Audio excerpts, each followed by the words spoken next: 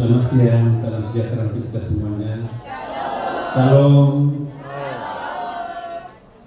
Om Swastiastu, Namo Buddhaya, salam kebajikan. Pertama-tama, marilah kita bersyukur kepada Tuhan Yang Maha Kuasa, karena pada kesempatan yang sangat berkah ini, cuaca pun juga sangat bersahabat dengan kita, dan ini semuanya pertanda yang baik. Kita bersyukur sekali lagi karena kita berjumpa di dalam suasana yang penuh keakraban di sini. Terutama saya pribadi juga, saya merasa seperti pulang kampung. Ya, karena saya lahir di Bone, Sulawesi Selatan, tapi salah seorang nenek saya kawin dengan Tanah Toraja, keluarga sampai Dodi. Ini saya masih banyak keluarga. Yang saya hormati pejabat Gubernur Sulawesi Selatan diwakili oleh Pak Sekda, Pak Dr. Haji Rahman MSI. Yang saya hormati Ibu Dirjen Dimas Kristen. Yang saya hormati Gubernur Sulawesi Utara. Di sini saya sangat surprise karena berjumpa dengan sahabat lama saya, Pak Poni Dodokambi. Yang saya hormati pejabat Bupati Toraja Utara bersama seluruh jajaran, pejabat Bupati Tanah Toraja beserta seluruh jajaran Pemimpinan, Bapak pejabat Bupati Mamasa, kemudian banyak di sini yang hadir sekalian. Tentu sahabat saya Pak Umar Buton, teman perjuangan sekian puluh tahun sampai sekarang, Ketua PGI bersama Sekretaris Umum dan seluruh teman-teman dari Jakarta di sini. Kemudian juga yang saya kagumi Ketua Panitia Sidang Raya PGI ke-18 beserta jajaran yang bisa menghadirkan suasana yang sangat indah ini. Kemudian para rektor yang hadir pada kesempatan ini, Pak Kanwil Kementerian Agama Sulawesi Selatan Natuna ini, para calon bupati, calon gubernur kita di sini juga hadir. Tadi disebutkan namanya sebagai salah seorang sponsor. Ya, itu banyak yang didoakan di sini. Kemudian juga para bupati pada masanya, pimpinan ormas keagamaan di sini lengkap. Ini menggambarkan bahwa Tanah Toraja itu salah satu tempat yang sangat terkenal dengan toleransi. Bapak Ibu sekalian, saya mohon izin untuk tidak membacakan sambutan yang sudah dibuat. Izinkan saya berbicara dari hati ke hati, karena di sini buat saya, Bapak Ibu sekalian, di sini tidak ada orang lain. Saya memang masih tetap diminta oleh Presiden sebagai imam besar Masjid Istiqlal sebagai menteri agama. Tapi seperti yang disampaikan tadi oleh sahabat saya Pak Umar, bahwa Istiqlal itu the big house for humanity, and everybody can access Istiqlal. For me, humanity is only one, there is no other. Jadi rumah ibadah itu mestinya menjadi rumah besar untuk kemanusiaan. Siapapun yang membutuhkan sentuhan-sentuhan kebutuhan spiritual, datanglah bernaung di rumah ibadah. Ada energi spiritual pada setiap rumah ibadah. Bapak sekalian, saya ingin berbicara dari hati ke hati sebagai tokoh agama, umat beragama. Tantangan yang kita hadapi bersama di masa depan ini adalah sangat kompleks dan sangat rumit, sehingga itu bisa menjadi ancaman terhadap nilai-nilai keagamaan kita. Kalau kita bicara tentang lingkungan pacu kehidupan kita sekarang ini, dunia kehidupan kita, seolah kita dikatakan untuk berpikir 1000 tahun ke depan, seolah kita akan hidup 1000 tahun. Tapi kalau kita bicara tentang agama, seolah kita diajak untuk berpikir 1000 tahun yang lampau di zaman bahkan. Kalau kita bicara tentang kehidupan kita sehari-hari, kita berbicara dengan sesuatu yang sangat rasional, bahkan sangat liberal. Tapi kalau kita bicara tentang agama, kita berbicara sesuatu yang sangat doktrinal, yang sangat nilai itu, sangat kualitatif. Padahal dalam dunia kehidupan kita sangat kuantitatif, serba statistik. Padahal agama itu sulit untuk distatistikkan. Kalau kita bicara tentang agama, seperti kita bicara dengan sesuatu yang sangat permanen, terkesan kaku. Tapi berbicara dalam lingkungan pacu kita sehari-hari di tempat kerja kita berbicara dengan sesuatu yang sangat mobile dan sangat rasional. Jadi kita seperti mengalami split personality, ada kepribadian ganda dalam diri kita sendiri. Dalam dunia keagamaan kita hidup dalam sebuah situasi yang sangat berbeda. Tapi kalau kita ke pasar, kita ke kantor, kita merasakan sebuah kehidupan yang sangat lain dengan suasana ibadah yang kita rasakan di dalam beribadah. Bagi saya, semakin berjarak antara lingkungan pacu kehidupan kita dengan diri kita sebagai umat beragama, maka di situ juga ada masalah agama untuk tidak menyebut kegagalan agama. Saya menghimbau kepada rekan-rekan para pimpinan umat beragama. Persoalan ini memang tidak terasa, tidak terlihat, tidak bisa diangkat. Tapi tanyalah pada diri kita sendiri, apa bedanya ketika kita dulu waktu kecil dan melihat anak kita sekarang yang sedang kecil. Apa yang kita katakan baik, anak kita pasti berbeda pendapat. Oh, Bapak itu kan hidup zaman yang berbeda. Ya. Bagi saya, semakin berjarak antara ajaran agama dengan diri kita sebagai orang yang beragama, maka ada masalah di situ. Mestinya antara agama dan pemeluk agamanya itu jangan terlalu berjarak. Jadi jangan seperti kita layangannya di atas, ya, nilai-nilai agamanya sangat mulia, tapi orang bermain layang-layang di bawah. Jadi ada jarak antara agama dan pemeluknya. Agama apapun agama kita, mari kita evaluasi. What's wrong? Apa yang perlu kita benahi? Ya. Kami juga menghimbau kepada teman-teman yang mengikuti sidang istilahkan di sini sidang raya ke-18 Persekutuan Gereja Indonesia. Tema sentra kita sama semua umat beragama sama. Seperti yang disampaikan tadi oleh Pak Tutor, bahwa sekarang susah mendefinisikan kebenaran. Dulu enak kan menjadi pastor, enak menjadi pendeta, enak menjadi ulama.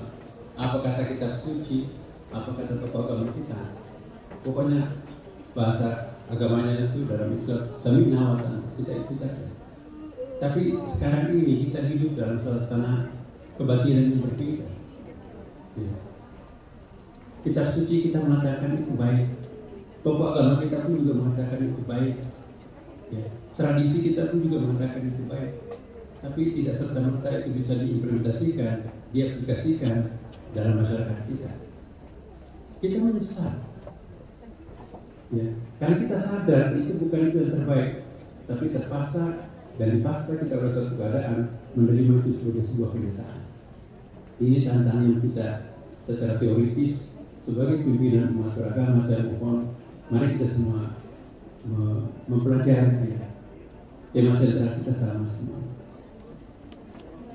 Ada sesuatu yang tidak valid secara intelektual, tapi begitu laku di dalam masyarakat. Ada sesuatu yang sangat tidak valid secara intelektual, bahkan tidak didukung oleh kitab suci dan oleh tokoh agama kita, tapi malah itu diterima dan menjadi kenyataan sebagai laku di dalam masyarakat. Akhirnya kita hanya bisa mengelus dada. Nah, apa yang terjadi di dalam masyarakat kita? Ini perlu kita bicarakan dalam setiap perbincangan kita. Agama itu ada 3 dimensi, Bapak Ibu sekalian, tidak bisa lepas satu sama lain. Ada etik, ada myth, ya. Myth itu bahasa Inggris itu biasa diterjemahkan mitos, tapi mitos dalam bahasa Inggris itu konotasinya negatif. Bahasa Inggris myth itu sesuatu yang sifatnya kepercayaan, faith. Faith itu artinya sesuatu yang kita yakini. Ya. Agama, setiap agama itu harus ada unsur myth-nya, ada faith-nya, ada kepercayaan. Tapi tidak boleh hanya menjadi suatu myth, harus diaktualisasikan dalam bentuk logos. Ada yang diaktualisasikan melalui rasul murni, diimplementasikan dalam masyarakat nantinya. Jadi harus ada rumusan-rumusannya dalam bentuk logos. Dan kalau sudah ada logos, itu nanti kita terungkap menjadi etos. Etos itu ya semacam aturan perilaku, akhlak. Ya. Jadi mitos, logos, dan etos. Nah, jangan sampai nanti lain apa kata mit, lain juga apa kata logos, tapi etosnya berbeda. Jadi pola kehidupan kita tidak lagi diatur oleh faith yang sangat mendasar. Nah, inilah yang saya katakan bahwa ada faktor yang sangat penting untuk mendefinisikan kebenaran. Apa yang disebut dengan otoritas materi, otoritas uang, otoritas jabatan. Itu bisa untuk menaklukkan definisi kebenaran konvensional. Nah, itu artinya apa? Ada pelemahan dari segi faith. Karena itu tantangan kita sebagai masyarakat. Mari kita konsisten mengajak pada umat kita semuanya, konsisten mengamalkan ajaran agama kita masing-masing dan tidak terdistorsi di level atas oleh kekuatan-kekuatan yang sifatnya materialistik jangka pendek. Yang kedua, Bapak Ibu sekalian, saya ingin juga sampaikan bahwa saya sedang mempelajari kultur dalam agama. Ya, kita sejak ini anak kita seperti ada sebuah doktrin secara tradisional tertanamkan dalam diri setiap anak kita. Mohon maaf, apapun agamanya, seolah-olah agama yang bersangkutan itu paling benar, agama orang lain itu salah, keliru, sesat. Berarti kita mendoktrin anak kecil kita di alam bawah sadarnya itu rasa berbeda, bahkan rasa konflik. Nah, banyak contoh dalam kehidupan kita seksual. Kalau ada gereja, mati Ibrahim, mati itu. Sebaliknya kalau ada SMP, mati itu. Jadi kita ada semacam tradisi doktrinal yang kita pertahankan dan mengajak anak kecil kita itu untuk berbeda sejati. Jadi yang kita doktrinkan adalah perbedaan itu sendiri. Mungkinkah kita mencoba untuk melakukan perubahan? Yang kita tanamkan sejak usia dini adalah rasa kebersamaan, bukan rasa perbedaan, bukan rasa kebencian apalagi. Alam bawah sadar yang ditanamkan sejak kecil ini itu susah dihapus di dalam memori masa dewasa. Maka itu jangan perlu kita melakukan peninjauan bersama. Bagaimana sebagai bangsa Indonesia yang sangat plural sekarang ini, kita doktrinkan rasa kebersamaan sebagai warga bangsa Indonesia, Bhinneka Tunggal Ika, sehingga anak-anak kita nanti sampai besar tidak ada endapan-endapan alam bawah sadar membenci satu sama lain, tapi yang ditanamkan adalah cinta satu sama lain.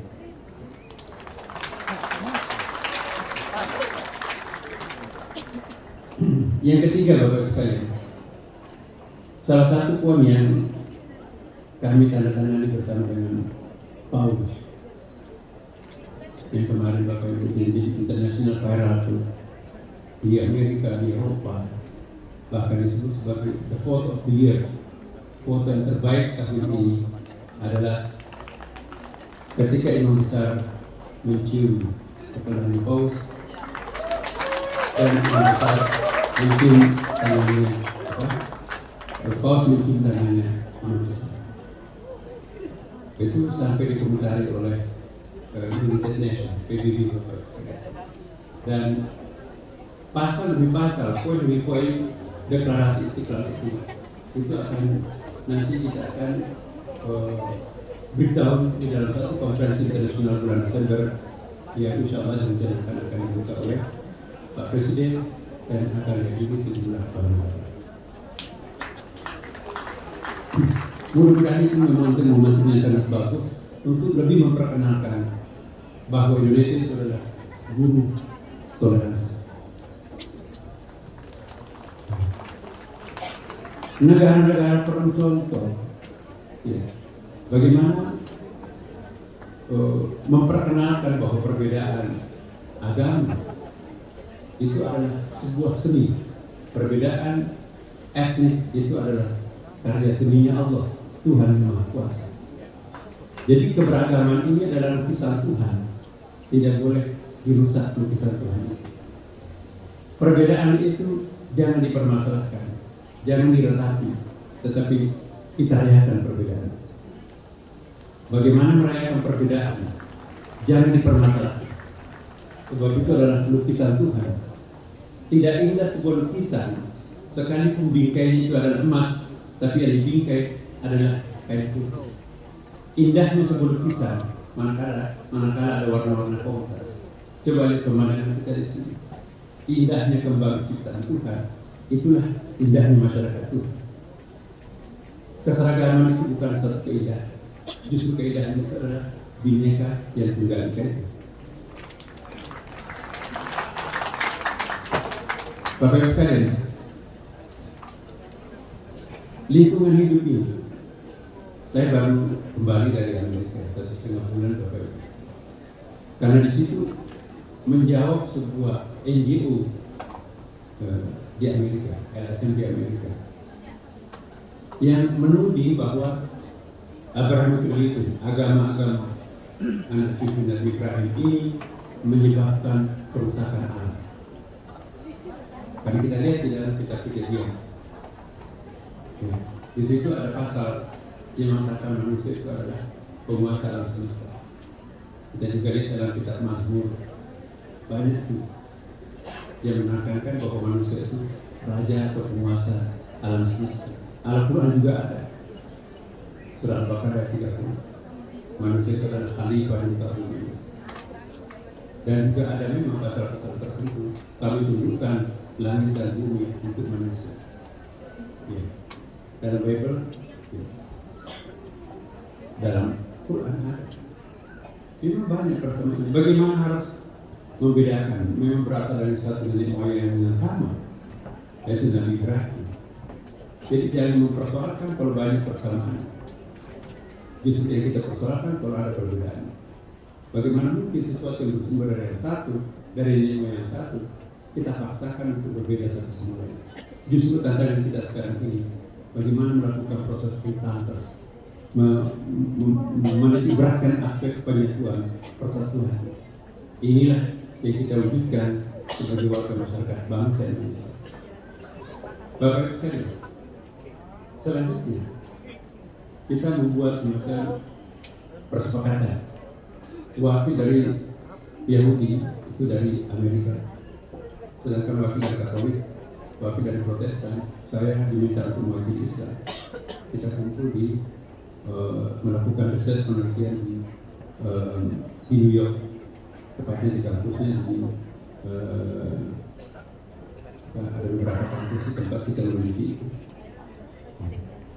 Nah, kami menyimpulkan bahwa memang ada penafsiran kitab suci kita, bukan hanya Quran, tapi teman-teman dari Katolik dan Protestan itu juga menemukan ada beberapa interpretasi terhadap pasal-pasal yang berbicara tentang manusia sebagai penguasa alam semesta lebih longgar, bahkan memberikan semacam surat izin untuk melakukan eksploitasi alam semesta ini. Nah, ini kita coba untuk perbaiki pemahaman penafsiran. Bagaimana kitab suci ini jangan dijadikan semacam alasan untuk mengeksploitasi alam semesta melampaui daya dukungnya alam. Jangan atas nama bahwa agama kita tidak melarang, maka kita bakar hutan. Lalu kita tanami dengan kelapa sawit, maka rusaklah ekosistem itu. Nah, itu yang perlu kita koreksi di dalam diri kita sendiri. Memang ada sejumlah penafsiran yang perlu kita kendalikan. Sebab kita harus balik. Meskipun memang ada pasal-pasal dalam perjanjian lama, perjanjian baru, kemudian juga dalam Al-Quran menekankan manusia sebagai superior makhluk Tuhan, tetapi juga ada pengendali. Kita juga bisa menemukan ayat-ayat yang banyak dalam pasal-pasal kita pilih saja. Kita ada kurang lebih ada 12 pasal yang menekankan bahwa meskipun manusia sebagai penguasa alam semesta, tapi tidak boleh melampaui batas. Sama juga dengan Al-Quran. Ya. Tidak boleh atas nama agama kita menjarah, kita memperkosa alam semesta. Justru agama itu hadir untuk menekankan manusia itu harus menjadi santun terhadap alam semesta ini. Maka itu mohon dikoreksi, dikritik kalau saya salah. Khususnya agama Abraham ini. Konsep silaturahim ini diperkenalkan oleh kitab suci. Ya, Abraham ini. Nasrani, Yahudi dan Islam. Persahabatan itu bukan hanya persahabatan sesama umat manusia, tapi persahabatan dengan alam semesta. Ini jangan menganggap alam ini sebagai musuh, seperti filosofi Yunani. Filsafat Yunani itu salah membaca sejarah. Mohon maaf. Sekian lama kita diperbudak oleh alam. Dari mana dia bermain sampai demam. Dia main di sungai, bawa sesaji ke sungai. Penjaga sungainya marah. Dari mana dia? Kok sakit? Dari gunung. Penjaga gunungnya marah, bawa sesaji di situ. Jadi kita ditundukkan, kita harus menyembah alam. Itu mungkin memang ada kepercayaan seperti itu. Tetapi setelah terjadi revolusi ilmu pengetahuan, ternyata sungai itu nggak ada apa-apa. Maka itu sungai itu biar berjalan. Ombak yang besar itu ternyata nggak ada apa-apa, nggak perlu disembah. Maka muncullah apa yang disebut dengan apa itu selancar. Dunia tinggi itu ternyata nggak ada apa-apanya. Tancaplah bendera kemenangan di atasnya. Ya. Bahkan bakar dan seterusnya. Jadi ada semacam balas dendam. Sekian lama kita diperbudak oleh alam, maka hari ini kita harus balas dendam. Kita yang harus memperbudak oleh alam. Dan pemahaman seperti ini sangat tidak sejalan dengan kesimpulan yang kami temukan, baik dari rekan Katolik, Protestan, Yahudi, dan Islam. Nah, saya sangat menggarisbawahi tadi apa yang disampaikan oleh Pak Puto, bahwa masalah lingkungan ini juga harus menjadi concern kita semua. Mari kita menggunakan bahasa agama untuk meredam kerakusan manusia, untuk tidak menjarah, mengeksploitasi alam semesta melampaui daya dukung. Apa yang terjadi kalau seperti itu? Bumi ini akan cepat kiamat. Maka itu tugas agama itu untuk menunda jangan terlalu cepat dunia ini. Saya sangat yakin Bapak Ibu, kalau kita semua umat beragama ini konsisten menjalankan agama kita masing-masing, menghayati dengan baik, alam ini akan damai bersama kita. Kita pun juga akan toleransi satu sama lain. Ya. Karena itu Bapak Ibu sekalian, saya ingin betul-betul menggarisbawahi apa yang disampaikan tadi juga oleh Ketua Komite disebutkan bagaimana agama-agama yang ada di Indonesia ini, agama apapun juga, kita libatkan dalam rangka melestarikan alam tempat kita hidup ini. Yang terakhir, Bapak Ibu sekalian, mohon beri masukan kepada saya. Bagi saya, Kementerian Agama itu bukan Kementerian Agama Islam, tapi Kementerian untuk seluruh agama.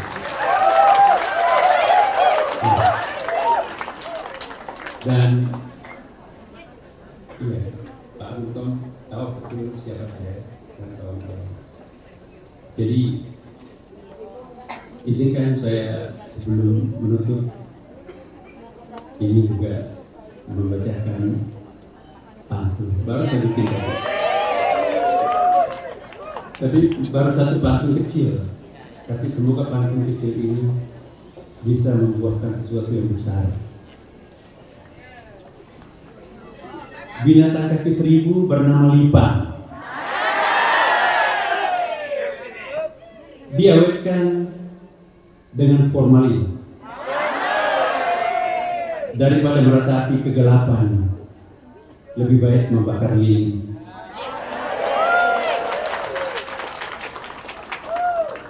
Mari kita renungkan Bapak. Pantun kecil ini, daripada meratapi kegelapan, lebih baik membakar lilin. Kalau lilin sudah terbakar, kegelapan itu akan pergi. Ya. Bapak Ibu sekalian, inilah harapan kami. Sekali lagi saya mohon maaf karena apa yang keluar dari sini adalah betul-betul murni dari saya pribadi. Ada sambutan yang saya tidak baca, tapi saya teringat dengan pepatah bahasa Arab, "Kullu ma kharaja minal qalb waqa fil qalb." Segala sesuatu yang keluar dari lubuk hati yang paling dalam, itulah nanti yang akan mendarat dalam lubuk hati yang paling dalam.